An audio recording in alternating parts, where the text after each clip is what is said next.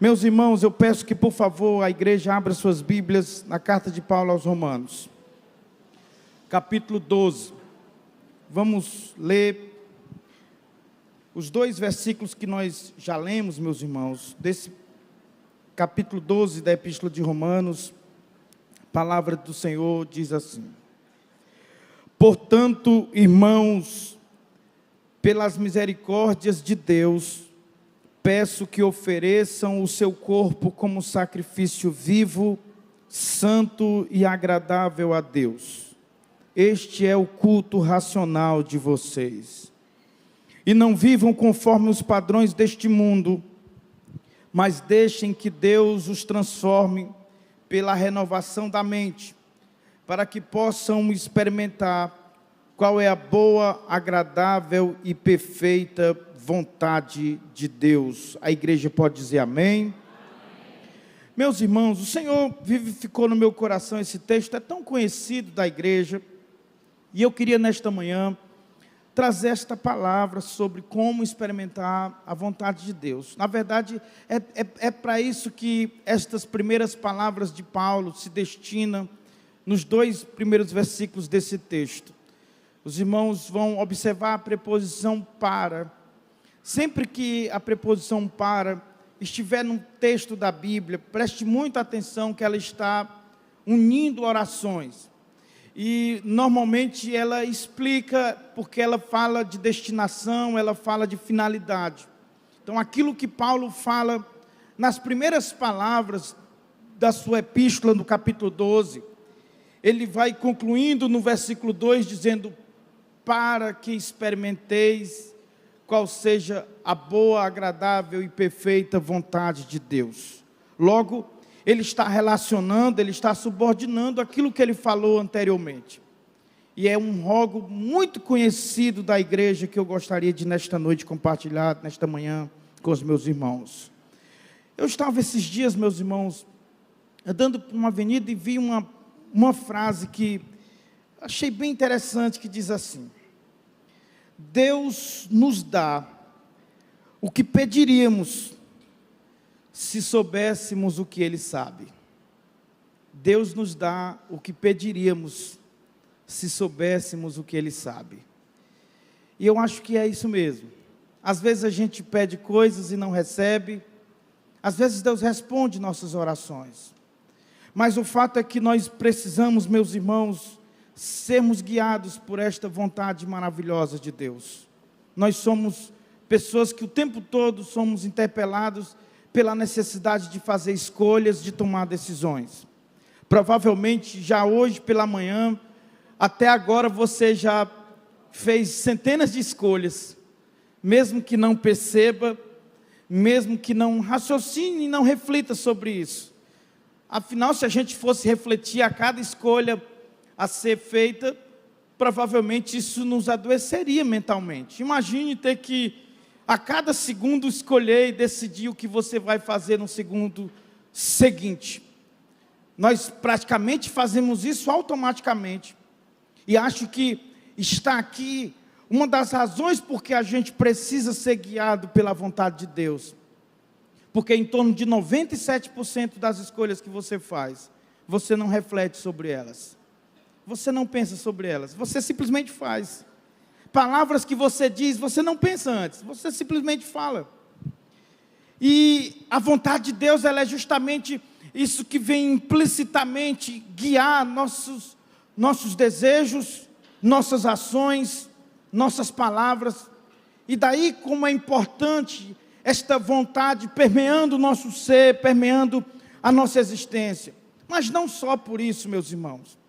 Também porque a possibilidade de escolher e tomar decisões acarreta sobre nós um preço e uma colheita inevitável. Quando escolhemos e quando decidimos, estamos automaticamente nos expondo às consequências daquilo que escolhemos. E podem ser consequências amargas, dolorosas, podem ser consequências boas, de êxito, de triunfo, de prosperidade, mas pode ser de arrependimentos, de traumas, de terríveis desgostos. Eu imagino que aqui esta manhã tenham pessoas aqui que amarguem terríveis arrependimentos de escolhas que fizeram, de decisões que tomaram. E o pior é que a gente não pode não decidir. Às vezes, mesmo não fazendo nada, já é decidir, já é fazer escolha. De modo que é inevitável escolher. Escolhas decidem destinos, meus irmãos. E nós precisamos cada vez mais pensar sobre isso, porque nós vivemos muitas vezes consequências do que nós escolhemos. Sejam coisas boas, sejam coisas más. E às vezes Deus, Ele é muito aquele pai para muita gente que depois de desgarrar e fazer o que bem queríamos fazer, e agora lidando com as consequências e a colheita do que plantamos, nós agora queremos desesperadamente que Ele interrompa a colheita e que Ele não nos deixe sofrer as consequências daquilo que nós escolhemos e decidimos. Durante os anos que caminhei com a juventude da igreja, eu ouvi muitas vezes jovens falando sobre decisão. Como decidir, como escolher. Mas isso não é só dos jovens, isso é de todas as fases da vida. Homens e mulheres na terceira idade estão fazendo escolhas, não só para o seu futuro, mas para o futuro da sua casa, da sua família. Porque nossas decisões têm essa amplitude. Ela não é só de cunho pessoal, individual, mas ela toca as pessoas que estão do nosso lado. As decisões que você toma afetam a sua família, afetam a sua igreja, afetam as pessoas que moram com você, afetam o seu bairro inteiro, dependendo do que você tenha decidido, do que você tenha escolhido. Por isso que a palavra do Senhor esta manhã é sobre como experimentar a vontade de Deus. Como viver uma vida em que a vontade de Deus nos guia, nos orienta, de modo em que, ao tomarmos decisões, nós estamos tomando baseado na vontade de Deus. Nós somos, meus irmãos, de um tempo moderno em que escolhas e decisões estão para todo lado. Nossos pais, nossos antepassados viveram num mundo muito mais simples, num mundo de menos opções e possibilidades do que nós vivemos hoje. É por isso que os estudiosos das sociedades antigas dizem que essa transição do mundo antigo para o mundo contemporâneo é uma transição em que vivíamos no mundo do destino, agora para o mundo das escolhas. E o mundo do destino era aquele mundo dado como certo para as pessoas. Provavelmente quem nasceu algumas décadas atrás tinha pouca margem de escolha em relação à profissão, em relação a onde morar, em relação à família, em relação a casamento. Não era incomum nos tempos antigos pessoas já nascerem determinados a um casamento pré-definido pela própria família, de modo que já na infância a pessoa já tinha por certo aquele ou aquela que seria seu esposo, sua esposa. As famílias já arranjavam, já deixavam tudo combinado, de modo que não seria um ato de escolha deliberada e pessoal da pessoa, na fase adulta, decidir quem seria o seu esposo, a sua esposa. Não haviam tantas opções de profissões, a profissão normalmente era a do pai. No mundo agropastoril, os filhos seguiam o que os pais faziam, de novinho aprendiam o trabalho que o pai fazia, e quando cresciam é aquilo que faziam. Não tinham uma rotina muito complexa, o dia de trabalho, a noite em casa com a família. As atividades sociais normalmente eram atividades religiosas, o aniversário, o casamento, os ritos de passagem, de modo que era uma vida bem tranquila, se compararmos à vida moderna. Porque a vida moderna é complexa, meus irmãos. E a gente agora está assim, como se estivesse num supermercado, em que são múltiplas opções o tempo todo para a gente. Você chega para tomar um café e pode escolher qual é o café que você quer. E aí vem um menu de 9 tipos de café diferentes. Ô, saudade do tempo do café torrado, né, meus irmãos? Só tinha ele. Você aceita um cafezinho? Aceito. Aí já vem. Agora não, você tem que escolher. Café forte, fraco, café... É tanto nome, é tanta opção. E assim é tudo na vida. É uma roupa que usamos, é um celular que temos. E chega até as questões existenciais como profissões, emprego. curso superior, não é difícil encontrar nesse tempo jovens praticamente já em 3, 4 faculdades, estuda 3 semestres numa, 4 no outro, 1 semestre na outra, até agora não se encontraram, confusos, o que eu vou fazer? Não me adaptei aqui, não me adaptei ali, e ficam tateando, buscando aquilo que lhe dê o mínimo de satisfação e realização. A grande cilada é a nossa percepção de que as nossas escolhas, elas são privadas, e parece que essa é a grande crise dos nossos dias. A gente tem um declínio da tutela da religião sobre a vida das pessoas, é isso que nós chamamos de secularização. Cada vez mais as pessoas têm menos disposição de permitir que a religião interfira na sua vida pessoal. Cada vez mais as pessoas têm menos disponibilidade de permitir que pastores se intrometam na sua vida, nas suas escolhas, no seu cotidiano, na sua família. E para muita gente, o ideal é encontrar aquelas igrejas massificadas em que você chega num grande ajuntamento, desaparece ali no ajuntamento, participa daquele momento festivo e vai embora. Não dá satisfação, não precisa deixar nenhum documento, não precisa deixar nenhum contato, ninguém te liga no dia seguinte para saber como você está, e você também não quer que ligue, porque você quer a sua vida particular, reservada e distante da tutela das pessoas, da intromissão de outros. Esse fenômeno do privatismo talvez marque as novas gerações de maneira que, se a gente não refletir criticamente a palavra de Deus, nós vamos vivenciar, meus irmãos, talvez como nunca, uma crise de autoridade pastoral na igreja, uma crise de liderança que a própria sociedade já vive, em que as pessoas decidem o que obedecer, decidem o que seguir, decidem o que ouvir, e literalmente erguem muros e limites, e diz para o pastor e para a igreja: você só vem até aqui, daqui para cá é a minha vida privada, íntima, pessoal, a igreja não passa para cá, o pastor não diz nada dessa vida do muro para cá, de modo que a gente vai vivendo um tempo em que, em função disso, as crises se multiplicam, porque à medida em que a gente escolhe deliberadamente a revelia da vontade de Deus, das nossas lideranças, dos bons conselhos dos mais velhos,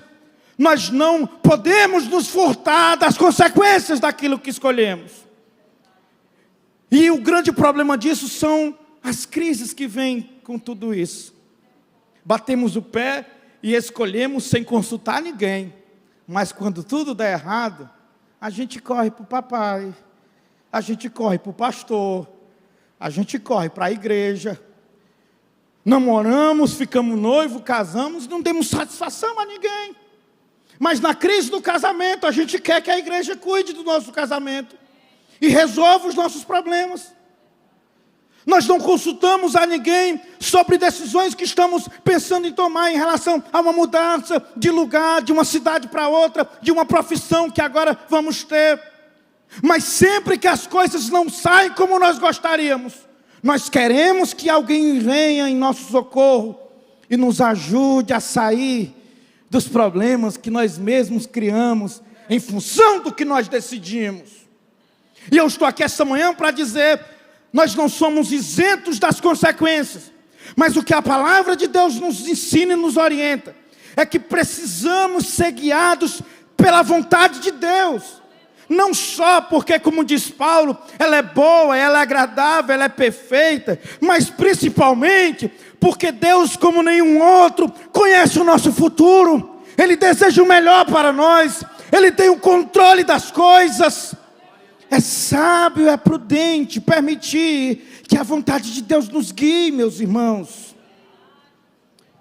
O problema é que ela só pode ser bem-vinda quando ela vem para nós como um viés de confirmação daquilo que nós já escolhemos e queremos.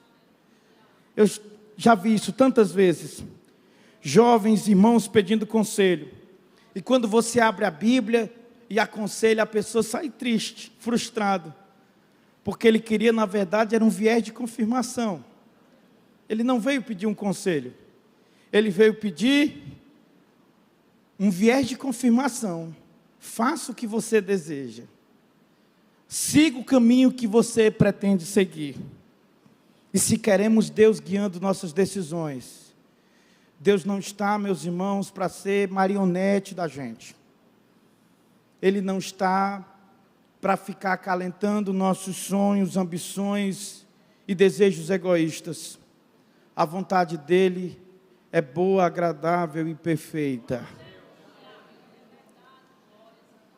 E é por isso que quando Paulo começa o capítulo 12, que ele começa com essa conclusão, com essa conjunção conclusiva, o portanto, ele está obviamente ligando o versículo 1 do capítulo 12 aos versículos anteriores do capítulo 11.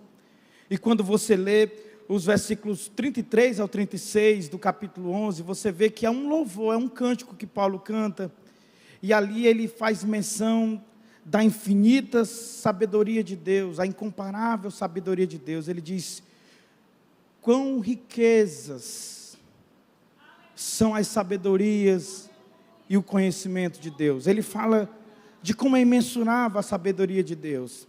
Ele fala nesse hino, meus irmãos, do grande poder e a soberania de Deus, de não receber nada de ninguém antes que Ele já tenha dado, do grande poder e a soberania de Deus, de não se aconselhar com ninguém. E Paulo diz: quem é que pôde dar um conselho para Deus? Quem é que pôde dar uma sugestão para Deus?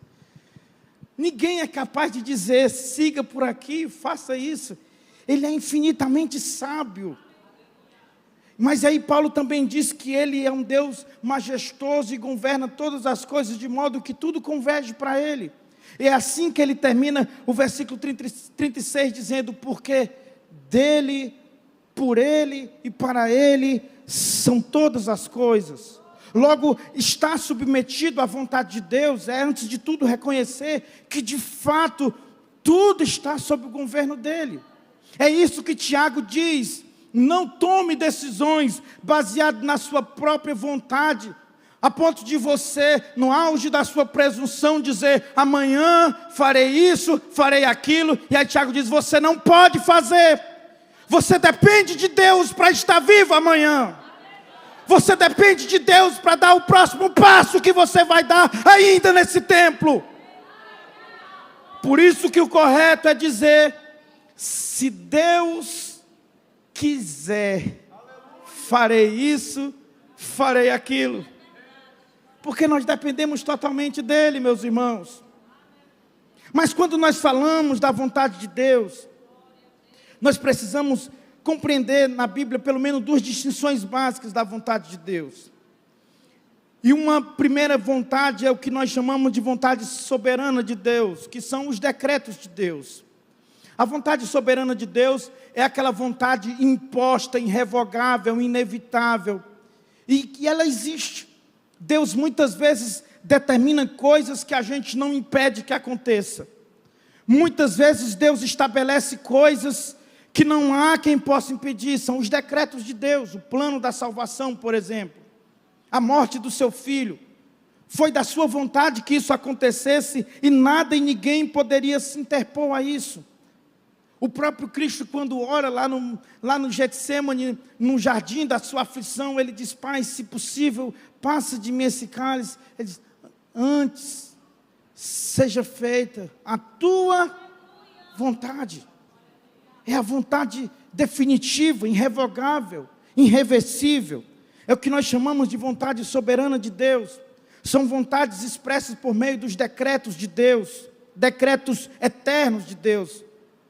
Mas tem o que nós conhecemos na Bíblia como vontade moral. E a vontade moral são os mandamentos do Senhor. A vontade moral é aquela vontade de Deus de como as coisas deveriam ser. E diferente da sua vontade soberana, nem sempre a vontade moral ela é cumprida, ela é alcançada, ela é realizada. Porque ela está no âmbito do desejo de Deus para com suas criaturas. Ora, é a vontade de Deus, Paulo diz, é a vontade de Deus que vocês sejam santos e fujam da imoralidade. Ora, muitos de nós não conseguem isso. As leis de Deus expressam a vontade de Deus, mas nem sempre são obedecidas, são seguidas. Deus estabeleceu vontades para as famílias, para os relacionamentos, para a vida em sociedade. para a relação do ser humano com Ele, mas nem sempre esta vontade é atendida, nem sempre nós cumprimos esta vontade. E ao meu ver, o termo vontade aqui na Epístola de Romanos trata justamente desta vontade moral de Deus. Paulo não está falando da vontade soberana em Romanos 12, versículo 2. Porque para a vontade soberana, Deus não precisa que nós saibamos ou experimentemos para que esta vontade aconteça. Ela já é um decreto, ela é irreversível. Mas a vontade moral de Deus, ela precisa ser conhecida por nós e experimentada, porque nem sempre nós atentamos para ela. Lembre disso, Deus tem vontades para nós que nem sempre nós cumprimos e atendemos. Mas há uma forma e há um caminho de viver e ser guiado por essa vontade moral de Deus. E é isso que Paulo nos ensina no texto que nós lemos. E ele aponta basicamente 3 caminhos muito simples, que eu gostaria de mostrar para os irmãos no texto agora. E peço que os irmãos mais uma vez abram suas Bíblias em Romanos capítulo 12, a partir do versículo 1. Porque Paulo começa fazendo esse rogo, dizendo: portanto, irmãos, provavelmente numa versão sua, se for a corrigida, ele vai dizer: rogo pela compaixão de Deus. E aqui é um rogo mesmo, ele está se jogando. Mas aqui não é só um rogo de alguém que implora, impotente, incapaz.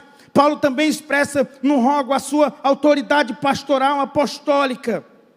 Ele exorta a igreja e exorta a basicamente 3 coisas muito importantes que convergem na experiência da vontade de Deus. E essa primeira coisa: o que eu preciso fazer para experimentar a vontade de Deus, pastor?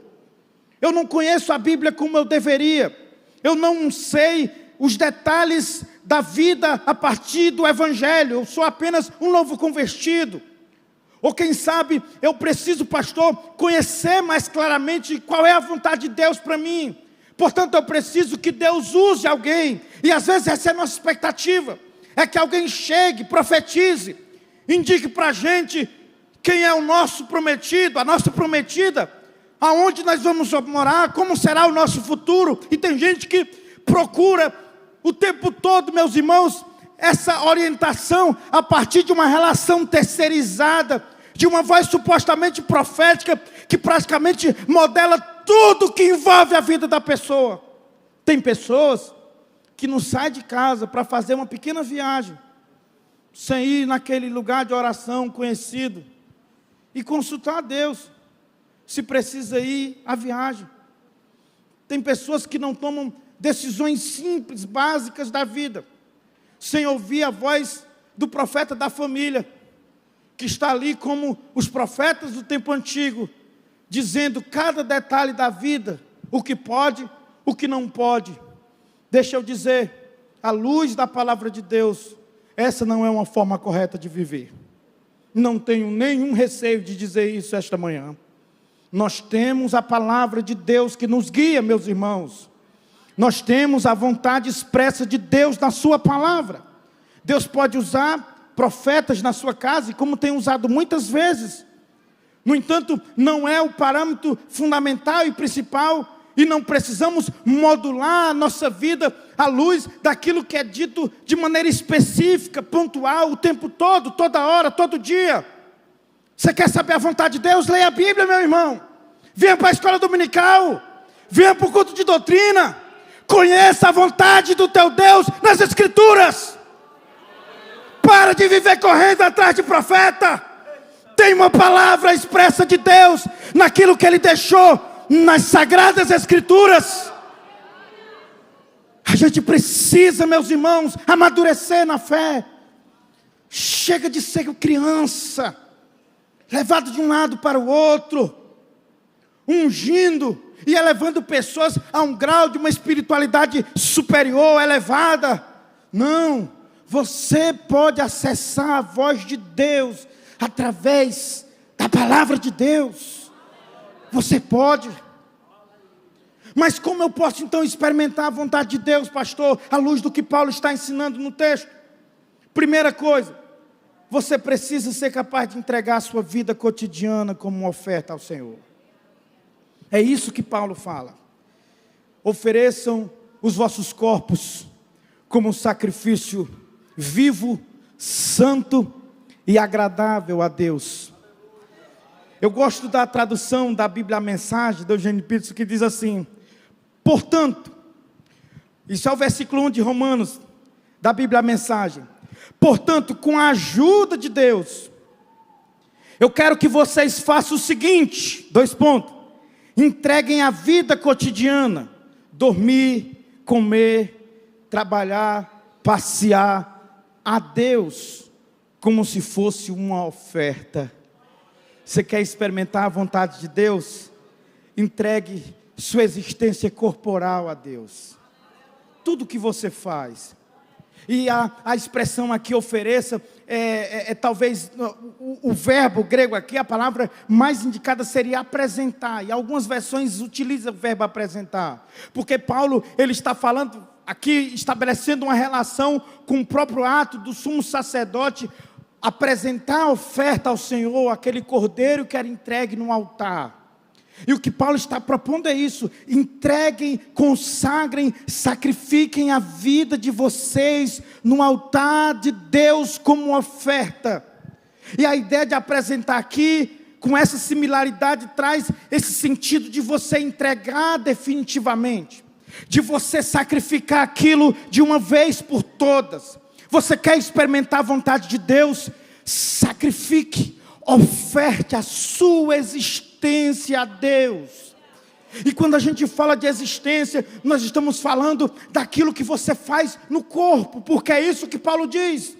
Apresentem os vossos corpos como um sacrifício vivo, santo e agradável. É o que você faz no dia a dia. Não é o que você faz apenas aqui, no culto de domingo de manhã, no culto à noite, mas é o que você faz também quando o culto termina, quando você chega em casa, no seu trabalho, segunda-feira. Porque não tem a ver, meus irmãos, com aquilo que nós entregamos como oferta a Deus. Tem a ver com o fato de nós, corpos vivos, sermos a oferta.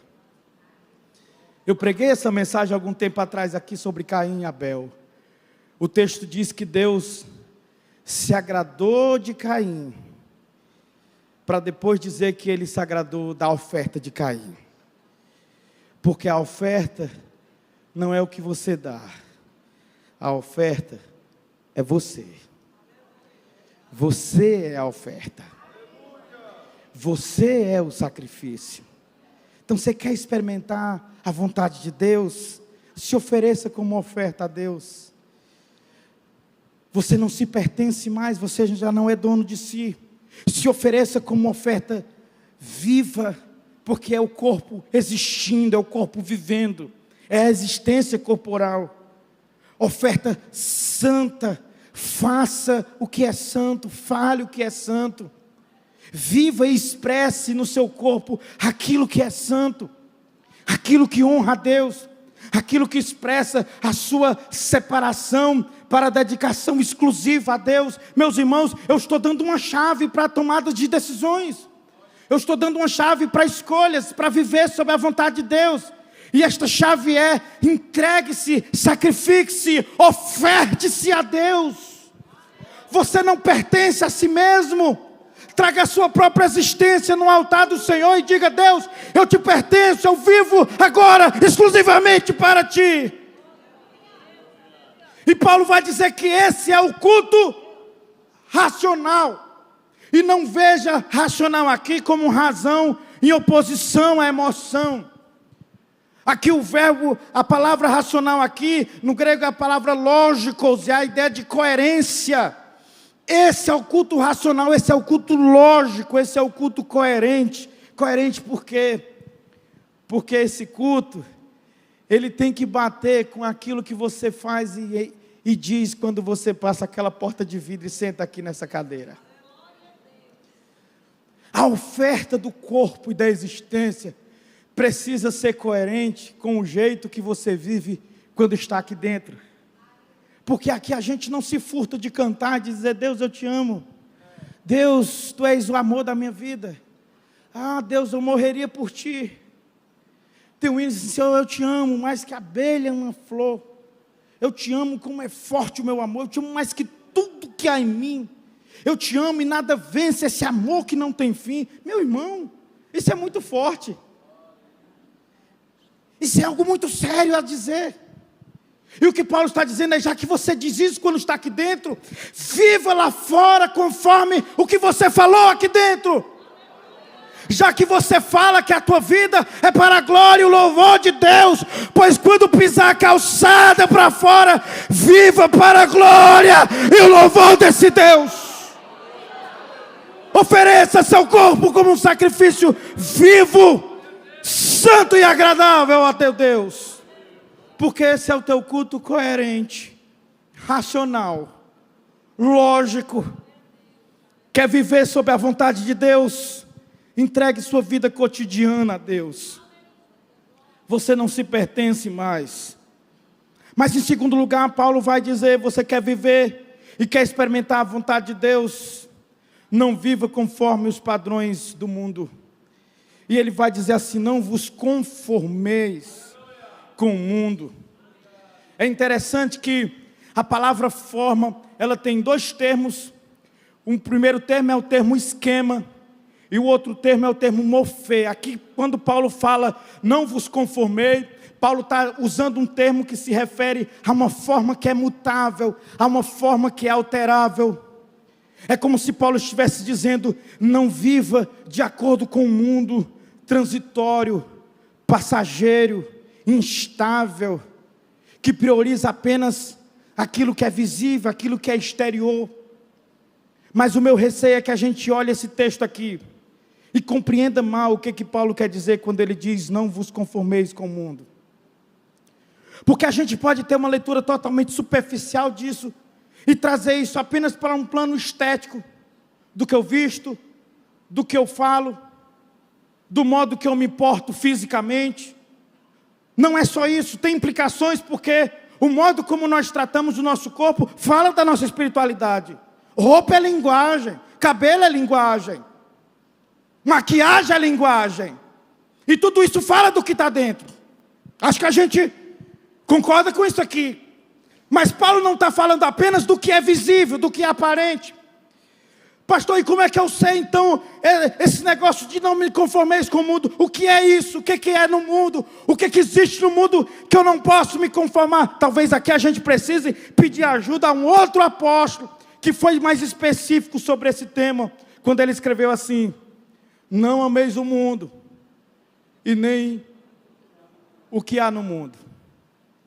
Aí ele vai dizer: porque o que há no mundo, aí ele vai dizer três coisas. O que há no mundo: desejo da carne, ou concupiscência da carne, desejo dos olhos, ou concupiscência dos olhos, soberba da vida. Isso não provém de Deus. Vamos destacar apenas essas três coisas. Não conformar-se com o mundo é não aderir e não abraçar o que há no mundo. E o que há no mundo, João? O que há no mundo é luxúria da carne, é desejo da carne, é concupiscência da carne. Tá, mas ainda está vago, João. Explica melhor isso. João aqui está falando, meus irmãos, do apetite desordenado. João está falando de uma vida que é voltada ao prazer carnal. Essa carne mortal, enferma, pecadora, que deseja e deseja e deseja.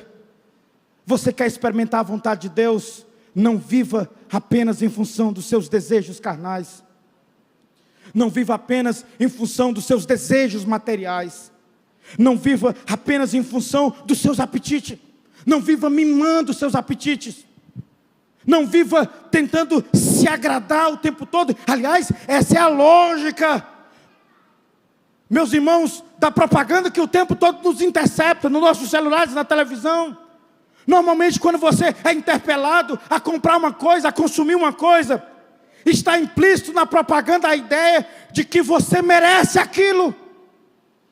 Porque o mercado, antes de divulgar um produto, ele produz desejo em você por aquele produto. Ele faz você achar que é impossível viver sem aquele produto. Ele primeiro forma o desejo e depois ele diz: o que você deseja é isso aqui. Sua vida não é vida sem esse iPhone. Sua vida não é vida sem essa casa. Sua vida não é vida sem essas roupas de marcas que você deseja usar. Sua vida não é vida sem esses instintos animalescos, mundanos e pecaminosos, supridos desenfreadamente. Isso é concupiscência da carne, é o que há no mundo. Você não vive para apenas suprir os seus desejos materiais. E não pense aqui que quando João fala de concupiscência da carne, ele está falando apenas de uma conotação sexual. Não, ele está falando de tudo que a nossa carne deseja e busca. De tudo que a nossa carne aspira. E você sabe o que muitas vezes mergulha pessoas em crises, em consequências, meus irmãos, devastadoras nas decisões que tomam, porque muitas vezes tomam decisões baseadas em desejos, baseadas em vontades carnais, humanas. Sabe, meus irmãos, ganância, ânsia por poder, realizações humanas que faz aquilo se tornar um ídolo para a pessoa, e a pessoa já não vive mais se não tiver aquilo. É você ser, meus irmãos, de alguma forma, sabe, inebriado por um consumo, por um produto, por uma aquisição, por uma conquista, e fazer daquilo um verdadeiro Deus para você. E aí você se endivida, você estraga teu casamento, você estraga a sua família, porque você desejou ter aquele carro e tem que ser aquela marca. Pessoas são infelizes por viverem, meus irmãos, movidas e controladas pelos seus desejos carnais. Mas não são só desejos carnais. João fala de desejos dos olhos, concupiscência dos olhos. E quando ele fala de concupiscência dos olhos, ele fala, meus irmãos, daquilo que é projetado apenas para gratificar a visão.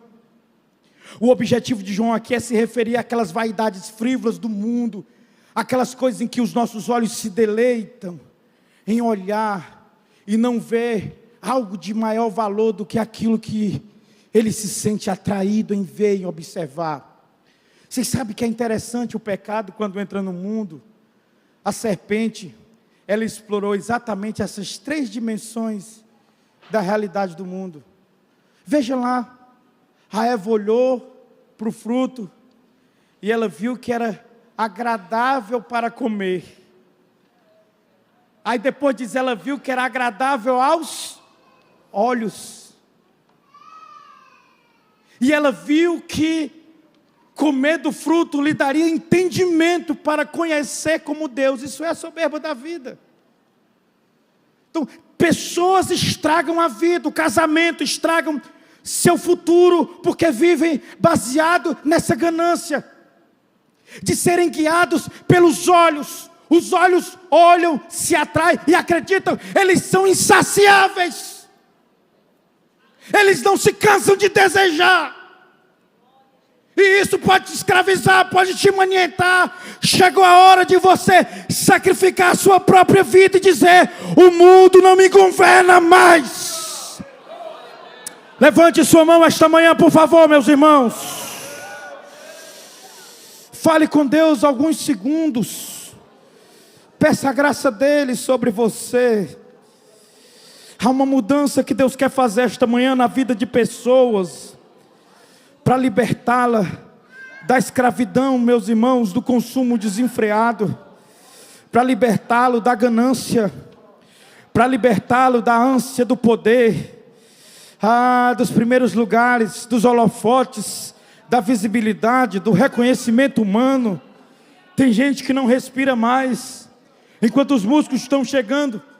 Tem pessoas que chegaram na empresa e olharam para a sala do diretor e disseram: aquela sala é minha, aquela cadeira me pertence. E os olhos é assim, meus irmãos. Ele olha, deseja, e você faz daquilo a tua razão de vida, e você começa a decidir agora a partir disso que você quer. E você começa a sacrificar tua vida, tua família, começa a sacrificar teu casamento, começa a sacrificar a igreja, começa a sacrificar até os valores, Porque aquilo ao se tornar um Deus para você, você decide agora não medir esforço para sentar naquela cadeira. E aí um dia você descobre que para sentar lá você vai precisar enganar um pouquinho. Você vai precisar ludibriar.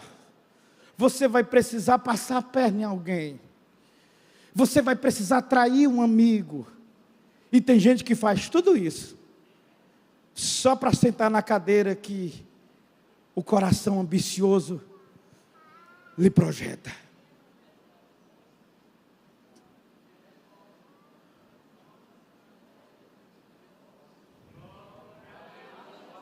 Os irmãos estão entendendo.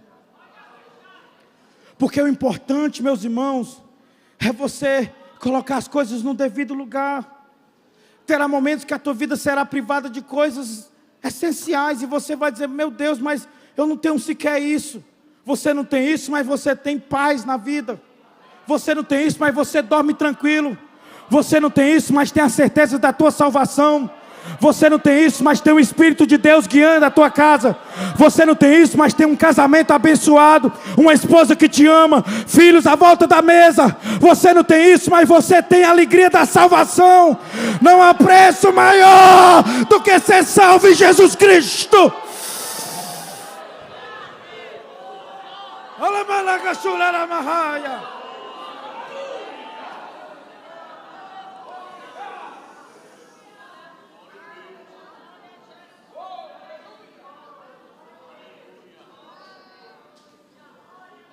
Não decida apenas baseado nas suas ambições, nos seus sonhos pessoais, nas suas pretensões de uma vida boa a parte de Deus. Isso pode te precipitar no caos, na destruição. Vocês lembram de Ló? Está junto de Abraão. E Abraão diz, meu sobrinho, eu sou crente, Deus me guia, portanto, para onde eu for, eu sou abençoado. Pode escolher o lado que você quer. Quer ir para a direita? Quer ir para a esquerda? Aí o texto diz que Ló olhou e viu as campinas. Oh, esse tio é bobo. Foi dar a chance de eu escolher, vou escolher a melhor parte. Sabe onde é que as campinas levaram Ló? Para Sodoma. Você olha e eu está embriagado, se sentindo bonitão, bem-sucedido. Olha onde eu cheguei. A que preço? A que preço? Casamento estragado, os filhos não te respeitam mais, toma 5 comprimidos de noite para dormir. A que preço? Só para ter esse carguinho que você tem na empresa? Só para andar nesse carrinho importado que você anda? A vida vale tão pouco para você que se reduz a um carrinho importado?